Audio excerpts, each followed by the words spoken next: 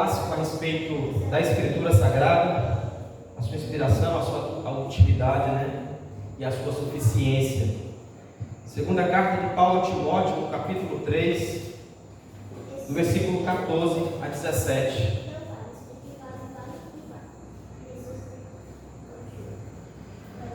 Diz assim a santa palavra do Senhor: Tu, porém, permanece naquilo que aprendestes e de que foste inteirado, sabendo de quem o aprendeste, e que desde a infância sabes as sagradas letras, que podem tornar-te sábio para a salvação pela fé em Cristo Jesus.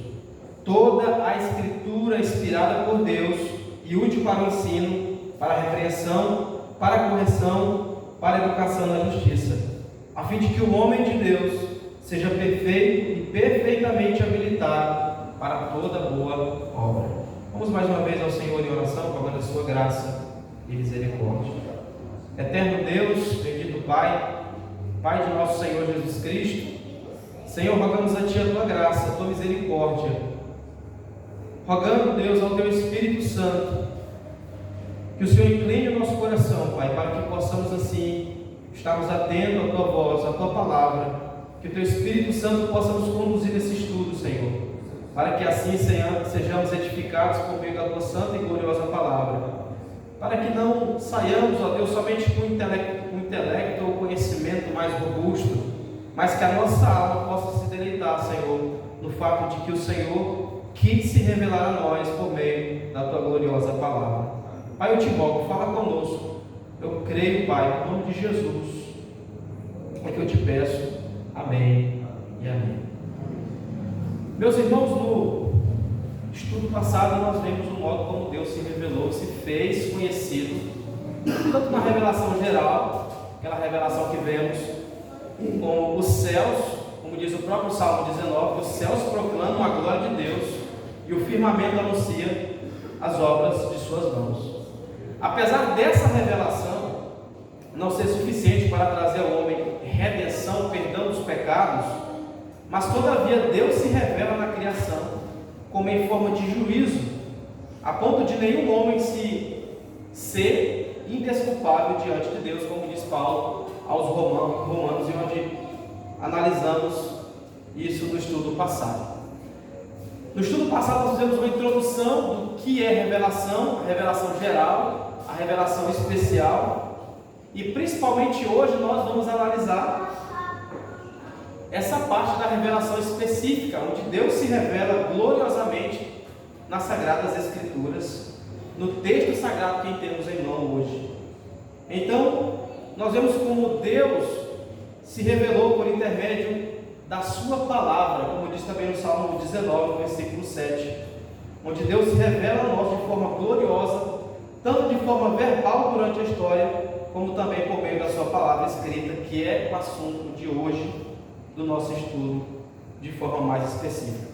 E principalmente nós vamos ver dois aspectos para finalizar esse capítulo do livro, que fala a respeito da Escritura, que é tanto a sua inspiração, a inspiração das Escrituras, e também as suas perfeições, as perfeições da palavra de Deus, da Bíblia Sagrada. Então, no decorrer dessa lição, desse estudo, eu pretendo então expor e mostrar, de acordo com o livro, a inspiração das Escrituras e as perfeições das Escrituras mediante como a palavra de Deus nos ensina. Então, as Escrituras Sagradas, ela tem a garantia divina de sua veracidade no fato de que a Bíblia toda é infalivelmente inspirada pelo Espírito Santo. Nós precisamos primeiramente partir desse ponto e dessa perspectiva de que a palavra de Deus, o livro santo que temos em mão, não foi algo que subiu à mente de homens comuns, e ele, do seu próprio sentimento, segundo as suas próprias convicções, redigiram, escreveram ali esses escritos tão santos que revelam assim o caráter e o ser de Deus. Não é isso. Nós entendemos que Deus, mediante a sua graça, como vimos na lição passada, no estudo passado, aprove a Ele mesmo se revelar a nós de forma específica, na qual onde o homem, Deus buscando assim ter relacionamento com o homem, reatar esse relacionamento com o homem por meio da sua santa palavra. Então, nós precisamos partir do ponto de que a Escritura ela é inspirada por Deus. pelo Espírito Santo. Nesse sentido, toda a Bíblia, de Gênesis ao Apocalipse, a recebemos como palavra de Deus, inspirada. E essa escritura, ela deriva a sua importância exatamente do fato de que o livro da revelação não é meramente uma narrativa do que aconteceu muitos anos atrás, mas o falar perene de Deus ao homem. Então é de suma importância afirmarmos que a Bíblia é a palavra de Deus e não somente contém a palavra de Deus, como muitos têm falado em nossos dias. Então toda a Bíblia, os 66 livros que temos em nossas mãos, é a palavra inspirada de Deus, do nosso Senhor e Salvador Jesus Cristo. Como Deus revelou a sua salvação, a história da redenção, desde Gênesis a Apocalipse, mostrando Cristo, de todas as formas, prefigurada, literal, em metáforas, em teofanias, onde entendemos o modo como Deus buscou-nos, amou-nos, a ponto de entregar o seu próprio Filho, revelando Ele a nós, trazendo o reino de Deus a nós, para que possamos assim obter a salvação. Então a Bíblia ela é e continuará sendo a palavra de Deus para todas as gerações sucessivas dos homens. Não é somente um conjunto de escritos antigos que os homens fizeram e que serve hoje somente como pesquisa para alguns historiadores, para alguns cientistas. Pelo contrário, nós entendemos que a palavra de Deus ela foi citada pelo Espírito Santo de Deus. Ela saiu da boca do próprio Deus. Como o próprio Pedro diz na sua segunda carta, no capítulo 1, versículo 21, que homens santos da parte de Deus, que as profecias do Antigo Testamento não eram de particular interpretação, mas que as profecias elas foram dadas a nós por meio de homens santos, inspirados pelo Espírito Santo de Deus. Então toda a Escritura ela foi dada por inspiração de Deus. Isso a torna a regra infalível de fé e prática para a humanidade, principalmente para a igreja. Não é porque ela é um livro. Por que a Bíblia é diferente? Por que de fato a Bíblia ela se torna diferente dos demais livros? E por que ela é de suma importância e que a torna tão infalível de forma normativa, onde nós, seres humanos, precisamos usá-la como material de fé e prática para a nossa vida? Porque ela é um livro divino. Ela não é um livro secular escrito ao bel prazer de homens. Pelo contrário, aprove a Deus querer se revelar a nós por meio desses escritos tão santos, tão glorioso que é as Escrituras. Então nós precisamos a princípio entender e partir desse ponto. Você vai ver muitas pessoas no mundo que não conhecem a Deus sempre contestar dessa forma: mas a Bíblia foi escrita por homens, ela contém erros. Mas a Bíblia não é de Deus porque foi o homem e tal assim que fez, então não é divino. Você vai se deparar sempre com esses argumentos, mas é por isso que eu falo, nós precisamos partir sempre do princípio de que a Bíblia ela é um livro divino, ela é um livro de inspiração divina.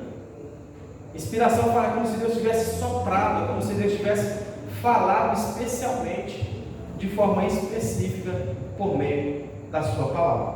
Nós vamos ver aqui primeiramente as provas escriturísticas da inspiração da palavra de Deus. Você vê que a própria Bíblia, que a doutrina da inspiração, precisamente como qualquer outra doutrina, era derivada da Escritura. A própria Bíblia, a própria Escritura Sagrada, ela testifica abundantemente da sua inspiração repetidas vezes. Tanto no Antigo Testamento quanto no Novo Testamento, nós vemos isso claramente.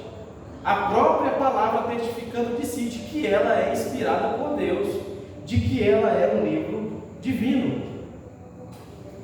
Nós vemos isso principalmente no Antigo Testamento, a princípio, a instrução para escrever, quando Deus fala a Moisés, em Êxodo 17:14, onde Deus fala, onde diz que ele recebeu instruções para escrever o que o Senhor ordenou que ele escrevesse. Diz assim, Êxodo 17:14: Então disse o Senhor a Moisés: escreve isto para a memória no livro e repete-o a Josué.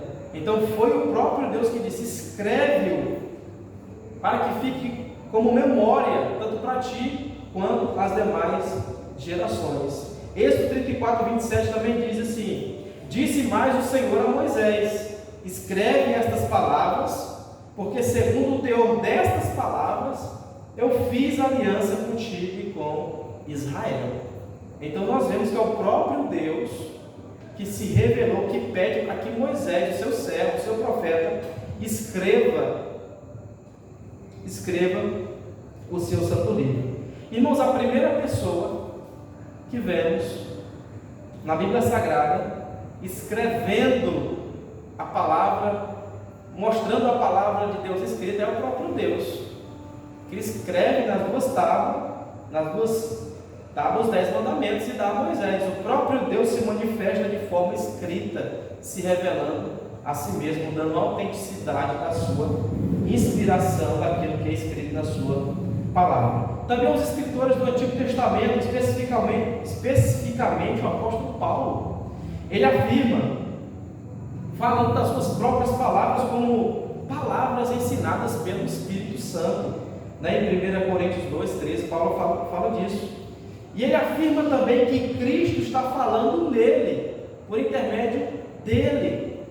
Ou seja, que aquilo que ele estava falando, que aquilo que ele estava escrevendo, era sim uma inspiração divina de Deus. Paulo fala isso também aos Gálatas, no capítulo 1, ele fala que o evangelho que eu tenho anunciado a vocês, ele não é segundo o homem, mas ele é revelação de Jesus Cristo. Foi Deus que se revelou a vocês, a nós, por meio de Jesus Cristo. Então a palavra de Deus escrita, ela é divina, ela é inspirada pelo próprio Deus. E temos também a passagem clássica que lemos sobre a inspiração das Escrituras, que é 2 Timóteo 3,16, onde diz que toda a Escritura é inspirada por Deus. Quando Paulo fala que toda a Escritura é inspirada por Deus, ele está principalmente trazendo à memória o versículo 15 desse capítulo, ele diz: e que desde a infância sabes as sagradas letras que podem tornar-te sábio para a salvação pela fé em Cristo.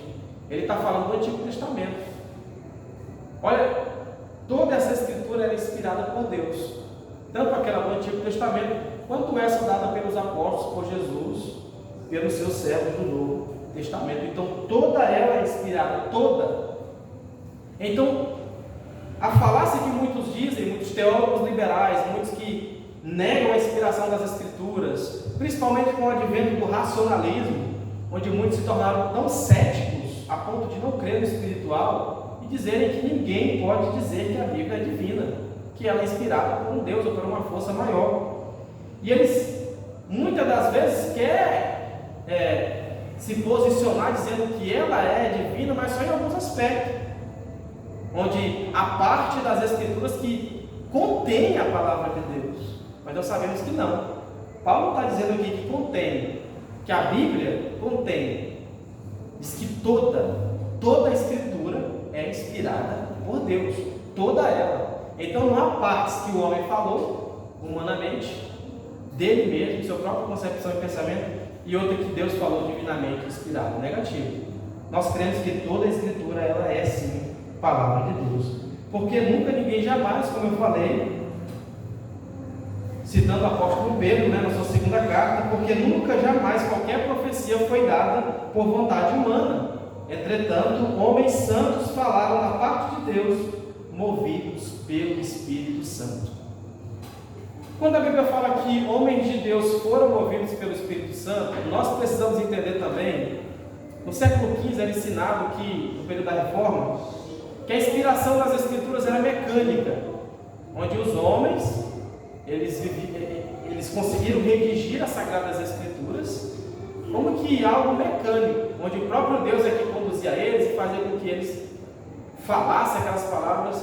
Mas não, nós e os reformadores criam que a Bíblia, a sua inspiração, ela é orgânica, onde você vai ver homens de várias culturas totalmente diferentes, de séculos totalmente distantes do nosso, pessoas que viveram em culturas, em épocas, autores que muitas das vezes eram reis, outros camponeses, outro fazedor de tendas, outro era um erudito, mas que abrange, que contém a mesma linha de pensamento, que não se diferencia um do outro, mas que testificam que um escreveu lá no primeiro século, como há 500 séculos antes de Cristo, e que tudo é semelhante, que tudo converge no mesmo pensamento, no mesmo finalidade. Então, a inspiração ela não se dá mecanicamente, onde o homem contra a sua própria vontade falou algo, não. Nós entendemos que o próprio Deus, organicamente, usou pessoas na sua própria cultura, com a sua própria linguagem, o seu próprio estilo de vida, para fazer com que esse santo livro fosse redigido. Irmão, é interessante que você vê a Bíblia perfeitamente. Se você for ler Gênesis a Apocalipse, você parece que, quando você entende o Evangelho, quando você lê a Bíblia com uma perspectiva cristocêntrica, você vai ver que a Bíblia ela aponta para uma coisa só, para um sentido só, e há uma unicidade das Escrituras, há uma unidade do assunto da Escritura. Você vai ver que é Deus se relacionando com o homem, trazendo salvação, revelando o seu Filho e trazendo salvação ao homem do início ao final. A gente vê isso claramente. Não há divergência, não há texto do Novo Testamento que nega texto do Antigo Testamento. Então a Bíblia ela tem essa unicidade, onde está também o fato de isso não pode ser uma obra humana, mas uma obra divina do próprio Deus, que redigiu, que escreveu o seu livro.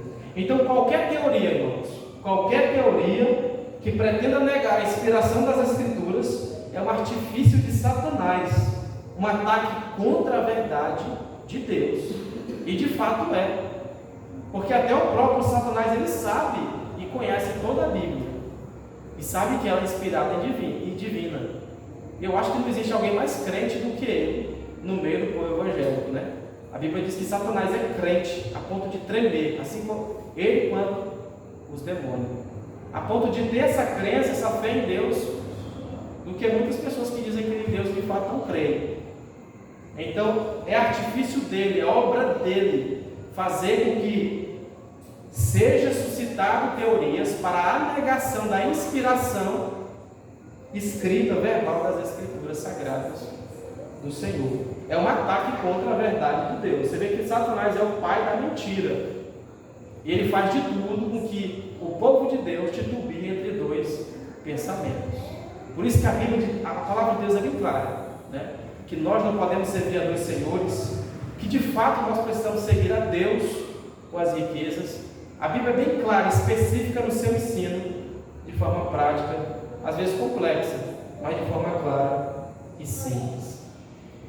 Então a Bíblia ela tem a autoridade divina de Deus, onde nós, como cristãos que têm fé em Deus, entendemos que nós devemos nos sujeitar a ela, porque ela tem de fato a inspiração divina, que conduz a humanidade, que conduz ao homem de forma correta, né? Onde temos a Escritura Sagrada como regra de fé e prática para as nossas vidas, não só para nós crentes, mas para toda a humanidade. A Escritura nos serve dessa forma. Então, de fato, a Escritura é inspirada por Deus. Então, vimos a inspiração de Deus e a própria escriturística, de que realmente a própria Bíblia testifica de que ela é inspirada, de que ela é apta para ensinar o homem, de que ela é útil para a correção, para a repreensão, para a educação na justiça. Então vamos agora analisar no segundo ponto as perfeições das Escrituras, como que ela é perfeita, né? E isso em contraponto àquilo que foi ensinado no século XV pela Igreja Romana, pela Igreja Católica Apostólica Romana.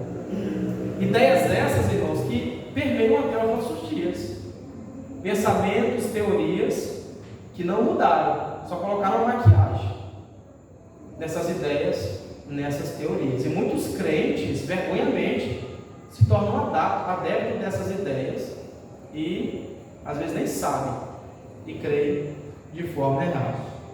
Então os reformadores, eles julgaram necessário desenvolver a doutrina da Escritura, aquilo que ficou conhecido no latim como o slogan da reforma, né? Sola Scriptura, onde todo o fundamento que temos, todo o ensinamento para a vida, o caminho da salvação, como conhecer a Deus e como ter esse relacionamento com Deus, ele flui somente das Escrituras Sagradas. De que o governo, de que a política, de que toda a vida humana ela deve se sujeitar à autoridade das Escrituras Sagradas. Então eles julgaram necessário principalmente desenvolver essa doutrina das Escrituras, principalmente com o fim de se opor à doutrina católica romana que era ensinada no século XV, na Idade das Trevas, onde a palavra de Deus era pouco pregada, ensinada, e muitas poucas pessoas tinham acesso às Escrituras Sagradas na sua própria língua materna.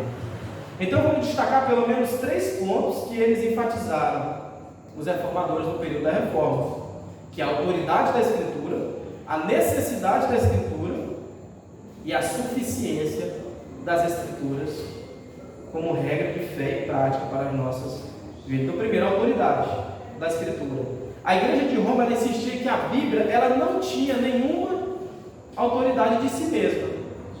Eles entendiam o quê? Como que a igreja romana entende que a Bíblia não tem essa autoridade? Você sabe que na igreja católica existe uma hierarquia, né? Onde o Papa é o maior, onde depois vem a igreja, onde depois vem a intercessão de Maria.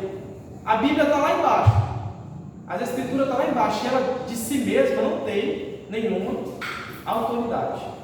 A Escritura, então eles creem dessa forma, de que a Bíblia ela só é utilizada quando a igreja que é mais alta em nível, que é mais que tem mais autoridade do que a Bíblia, a interpreta de forma corretamente. Então eles entendiam que somente um Papa, somente um bispo, somente um cardeal da igreja romana é que poderiam realmente, isso até hoje, né, interpretar a Bíblia como realmente ela é corretamente, sendo que não. A Bíblia deles tem mais livros, né? Exatamente, são os livros apócrifos, né, que chamam. E essa autoridade devia a sua existência, a sua autoridade à igreja. Então a Bíblia só é Bíblia porque a igreja existe. A Bíblia só tem alguma autoridade porque a igreja veio à existência. Essa é a forma que eles creem. Em resposta à igreja romana, os reformadores ressaltaram que a Escritura ela tem toda a autoridade, né? Em virtude de sua inspiração pelo Espírito Santo, principalmente. O fato principal que a torna e que ela tem toda a autoridade de regra de fé e prática é que ela é inspirada pelo próprio Deus. Que a igreja só tem as Escrituras porque Deus quis sim se revelar e fazer com que a sua palavra fosse escrita, fosse revelada a nós, o homem. Então, além de tudo, ela tem autoridade normativa como uma regra de vida e conduta, e como tal exige absoluta sujeição da parte do homem, principalmente por parte da igreja. Então a igreja que tem que estar submissa à palavra. Nós, como igreja e povo de Deus, nós somos submissos ao que a Bíblia ensina. Nós vivemos, nós cremos, nós praticamos, nós cultuamos de acordo com a autoridade da Escritura, de acordo com aquilo que está prescrito na palavra de Deus. É assim que os reformadores entenderam, é assim que a Bíblia ensina e é assim que cremos também. Então todo homem deve estar sujeito à autoridade das Escrituras e principalmente à igreja. Não existe aquela de que o pastor tem uma autoridade maior, de que um bispo tem uma autoridade maior. Todos estão sujeitos a essa autoridade. E a igreja católica também, ela entende que os concílios, só quem pode interpretar a Bíblia de forma correta são os concílios, são os papas e os bispos. Isso é contra o que a Bíblia diz, né? Onde vemos que a lei do Senhor é perfeita em dar conhecimento aos simples. A uma pessoa simples, a um camponês, a uma pessoa que não tem tanto estudo acadêmico quanto uma pessoa que tem estudo acadêmico. Então a Bíblia Sagrada é para todos, deve estar de fácil acesso a todas as pessoas.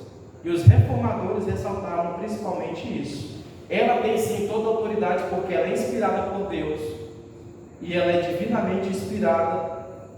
Ela tem essa autoridade normativa sobre nossa vida, sobre nossa conduta, sobre a igreja, sobre o povo de Deus. Então não é a igreja que tem autoridade, a palavra de Deus é que tem toda a autoridade.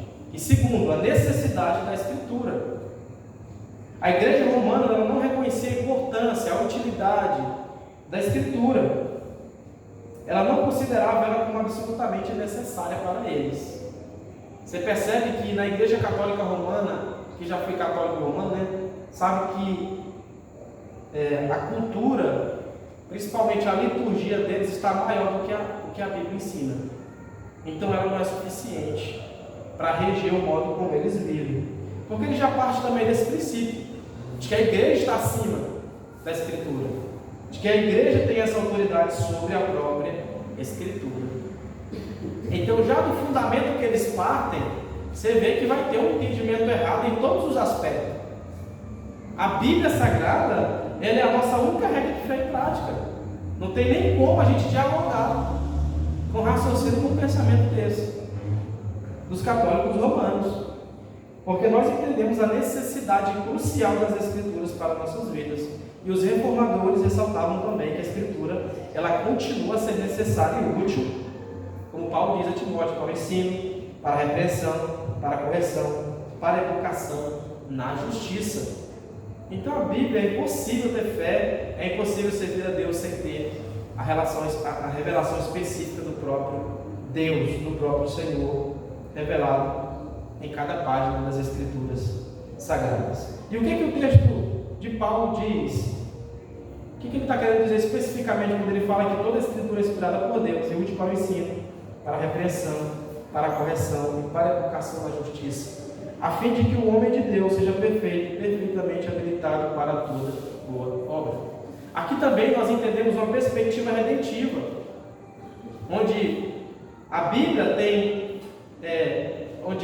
é a bússola daquele que viveu novamente, que recebeu a fé em Cristo Jesus. Por isso que Paulo fala a Timóteo que elas são as sagradas letras e ela pode te tornar sábio para a salvação pela fé em Cristo Jesus. Nós entendemos que a Bíblia é como uma bússola que nos dá direção, que nos conduz, que nos dirige nessa nova vida, né, debaixo da graça de Deus em Cristo Jesus. Por isso que a Bíblia, quando alguém rouba, por exemplo, uma pessoa que roubava, que vivia de furtar, quando ele se converte verdadeiramente, a Bíblia ensina que ele é apto para o ensino, né, para a educação na justiça.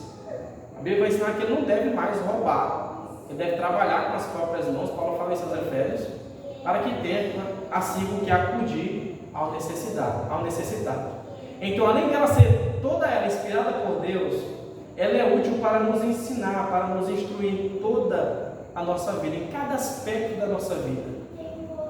Como ser uma esposa, como ser marido, como ser filho, como ser um bom profissional, né? Em cada aspecto a Escritura, ela é suficiente para nos ensinar, para nos instruir, para nos demonstrar a que vivamos de modo a agradar a Deus e para a sua glória. Então nós vemos a necessidade das Escrituras, que realmente ela é o fundamento da nossa fé. Cremos em Deus e temos a convicção da nossa fé por causa da Bíblia, do ensino escrito que Deus se revelou a nós. E em terceiro lugar, sua suficiência. Nós entendemos, assim como os reformadores do século XVI, que a Escritura ela é suficiente. Nós não precisamos do papado, nós não precisamos de um papa, nós não precisamos de uma liturgia religiosa pagã, de imagens, de intercessão de Maria. As Escrituras nos mostram a suficiência de Deus em Cristo, onde por meio dele somente temos acesso a Deus, onde por meio dessas Escrituras nós somos conduzidos biblicamente a vivermos para a glória de Deus. Então a Escritura também ela é suficiente. Não precisamos da instrução papal, não precisamos de teorias seculares, pagãs, para viver a vida comum, a vida de fé. Paulo diz no versículo 17: a fim de que o homem de Deus seja perfeito e perfeitamente habilitado para toda boa obra. Então, a melhor condução que temos para a nossa vida espiritual é a palavra de Deus. E ela é suficiente. Ela supre a lacuna mais profunda do nosso coração. Ela sacia a nossa alma, a ponto de termos prazer na lei do Senhor, como diz o Salmo 1, onde feliz, bem-aventurado é o homem, né, que anda nos caminhos do Senhor, que ama a lei do Senhor e que na sua lei medita de dia e de noite. E receberá todas as bênçãos, né, a ponto de ser como árvore plantada junto a ribeiros de água, que dá o seu fruto na estação própria, cujas folhas não murchem, tudo quanto fizer prosperará. Então, nós entendemos que a Bíblia é suficiente para nós, para a igreja, que não necessitamos de nenhuma outra teoria, nenhuma outra filosofia, nenhum outro pensamento mundano e pagão para complementar a Escritura. E você vê que Satanás é tão astuto e ele levanta os seus para se colocar em oposição às Escrituras, geração após geração, né? Você vê que o Satanás ele ataca a verdade de Deus sempre, a ponto de filósofos de quererem negar a criação, quererem negar o modo como Deus criou o homem, e várias outras teorias, teoria do Big Bang, teoria de Darwin, né, a respeito da evolução, de que tudo foi criado por evolução, foi evoluindo. Vemos que tudo isso é falácia. Eu acho interessante um cientista cristão presbiteriano me falando, né? Alguém perguntou para ele, como que entendemos isso? Porque muitos desses escritos, desses homens, dessas teorias, foram escritos há anos, há 100 anos atrás, e muitos deles já foram esquecidos, e a Bíblia permanece até hoje, atual, como o jornal, né? Billy Graham fala isso, como o jornal que sai hoje pela manhã, a Bíblia é mais atual ainda para nós como cristãos.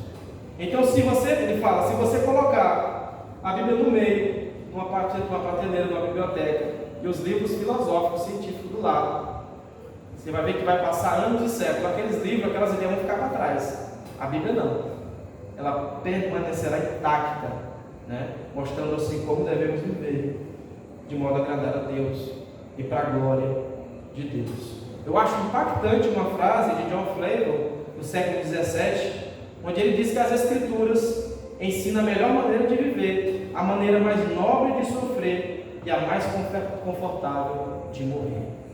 Então as Escrituras é algo extraordinário, onde nós vemos que não é um homem o principal autor, o principal arquiteto desse livro, é o próprio Espírito Santo, é o próprio Deus, conduzindo esses homens santos para redigir esse sagrado livro, para que nós hoje tenhamos acesso de forma gloriosa, de forma maravilhosa. Irmão, você vai ver quantos anos se passaram, quantos séculos e séculos se passaram, e a Bíblia permanece intacta no seu conteúdo. Intacta. Não existe um livro, né, escrito, tanto que todas as teorias ainda mais assuntos, até os ateus, eles usam a Bíblia para poder entender as suas ideias e se contrapor contra a própria Bíblia. Eles estudam só para querer desfazer o que a Bíblia ensina, mas muitos deles são encontrados envergonhados e serão também envergonhados no último dia, quando Deus vai julgar todos por meio da sua palavra e por meio do seu Filho Jesus Cristo. Então não precisamos de novas estratégias, não precisamos. Por que muitos, você vê que tem muitas pessoas voltando ao catolicismo romano? A apostasia ela tem aumentado no meio da igreja, a ponto de pastores negarem a fé e se voltarem para o catolicismo. Porque a fé bíblica, reformada, cristocêntrica, ela é simples. Você vai ver, irmãos, que a pessoa vem aqui no nosso culto solene, não há tanta coisa para chamar a atenção. Os únicos elementos que usamos, que chamam a atenção, que são elementos biblicamente do culto que usamos, é a ceia, né, que é o vinho, o pão, a água dos contos de batismo e só. E eles, apaixonados pelo romanismo, pela arquitetura, pelo paganismo, que é paganismo, adorando a deuses, eles ficam deslumbrados com aquilo que tem sido feito naquelas igrejas. As imagens, a devoção, né, o terço. Então você vê que é só um emocionalismo, é só algo fútil, indesejável, que Deus não se agrada. Isso é que muitos têm feito, infelizmente. Deixado a fé bíblica reformada, isso é você vê que realmente uma pessoa dessa não se converteu, verdadeiramente não entendeu e não conheceu o Evangelho. Não queria falar? Não vai? Lá pode tudo. Também tem isso, né? Lá pode fazer o que quiser, né? Então, irmãos, as Escrituras nos conduzem em tudo, em nossa vida comum, na vida de fé, na vida do lar, na vida no trabalho. Ela é apta, ela é perfeita na sua utilidade, na sua suficiência, a ponto de habilitar-nos para toda boa obra. Então, tem dúvida? Procura nas Escrituras, né? Como que eu posso ser um pai melhor? Nas Escrituras. Uma mulher melhor? Nas Escrituras. Um filho? Nas Escrituras. Ela nos ensina, nos aponta o caminho verdadeiro, a qual nós devemos andar para viver de modo a agradar a Deus e ao Senhor por meio de Cristo. Amém, meus irmãos? Vamos assim encerrar então com uma oração ao Senhor. Senhor, meu Deus e Pai de nosso Senhor Jesus Cristo, bendigo a Ti, Pai, pela Tua palavra pura, gloriosa, santa, Senhor.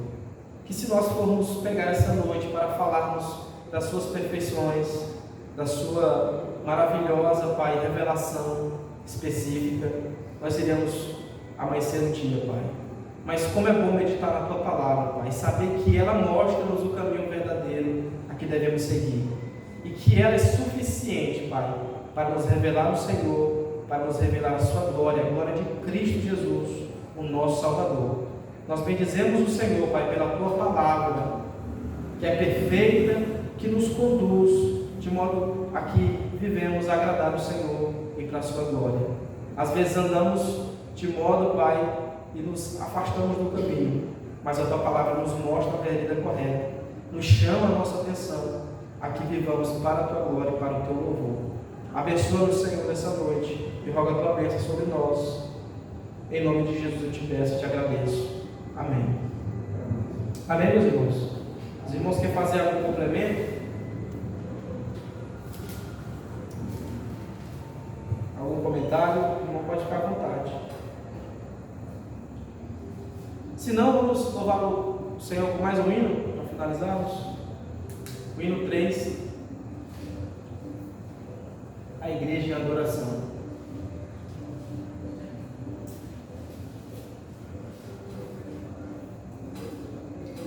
Eterno Pai, teu povo congregado, humilde em tua teu louvor aqui, no dia para o culto reservado, com esperança olhamos para ti.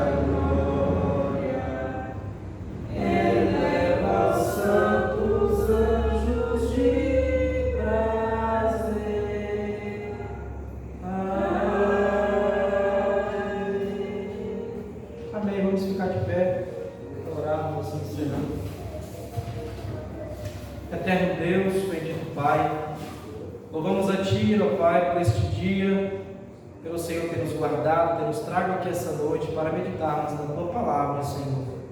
Obrigado, Pai, pela Tua lei que é perfeita e dá conhecimento aos simples, nos instrui, nos exorta e que repreende-nos, ó Pai, quando oportuno.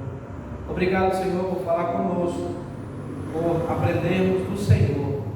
Pai amado, abençoa cada um dos meus irmãos, os que estão aqui presentes, aqueles que não puderam vir, que estão enfermos, ó Pai, tem compaixão, misericórdia. Restaura, Pai, a saúde conforme a Tua vontade, Senhor. Faz o Teu querer no meio do Teu povo, da Tua igreja.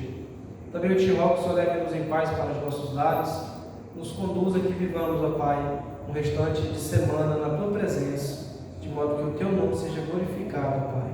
Tudo te peço, Pai, por fé, no nome de Jesus. Amém e amém. Meus irmãos, só um breve aviso. Domingo pela manhã não teremos escola dominical. Os irmãos, não sei se vocês lembram, vai ter assembleia ordinária, né? Assembleia geral, lá na sede da Belfa. E nós somos convocados a estarmos lá, né, para verificarmos, para estarmos presentes, né? Então, pela manhã, no domingo, não haverá escola dominical e à noite teremos o culto solene às 19h30. Santa Ceia, por enquanto não foi definido qual vai ser o domingo, se é o primeiro, segundo ou terceiro do mês. O pastor ainda está vendo quem vai ficar fazendo atos pastorais aqui na congregação. Se é o pastor Antônio ou se é o reverendo Davi, que está com Jesus. Mas Santa Ceia já vai ser passando esse domingo no outro, no terceiro domingo, o pastor Antônio, querendo o Senhor, ele vai estar aqui conosco, ministrando a ceia do Senhor. Amém? São só esses avisos. Deus abençoe os irmãos.